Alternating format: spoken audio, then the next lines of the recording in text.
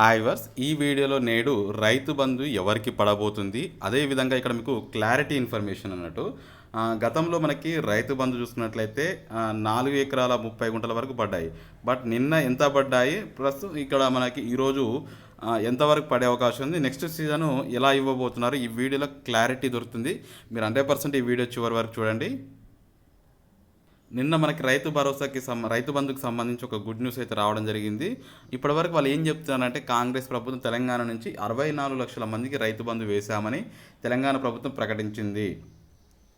వచ్చే సీజన్లో రైతు భరోసా పేరుతో వస్తాము. దానికి సంబంధించి త్వరలో కొన్ని మార్గదర్శకాలు కూడా విడుదల చేస్తాము.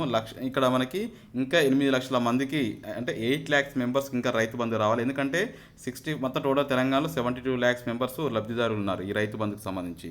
ఇప్పటివరకు 64 లక్షల మందికి వేశారు, ఇంకొక 8 లక్షల మందికి వేయాల్సి ఉంది. అయితే నిన్న చూసుకున్నట్లయితే ఇప్పటివరకు మనకి 4 ఎకరాల 35 గుంటల నుంచి 5 ఎకరాల వరకు 5.5 ఎకరాల వరకు నిన్న రైతు బంధు వేయడం జరిగింది. బట్ నేడు 5.5 ఎకరాల పైన 5 ఎకరాల 5 ఎకరాల 20 గుంటల పైన ఎవరైతే భూమి కలిగి ఉంటారో సో వారికి నేడు మళ్ళీ పడే అవకాశం అయితే ఉంది. సో ఖచ్చితంగా ఒకవేళ ఈ లోపల భూమి కలిగి అంటే 5 ఎకరాల లోపు కూడా భూమి కలిగి ఉండి పడని వాళ్ళు ఉంటే కూడా ఈ వీడియో కింద కామెంట్ సెక్షన్లో చెప్పండి.